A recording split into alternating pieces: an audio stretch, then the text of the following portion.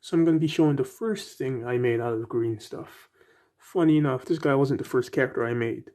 On the first day I got it, I made this guy. It's just a test, so he doesn't look that good. It was just me testing out the stuff when I first got it. So this was the very first thing I made out of green stuff putty, and I think I think it's pretty cool. I mean, I feel like I could have.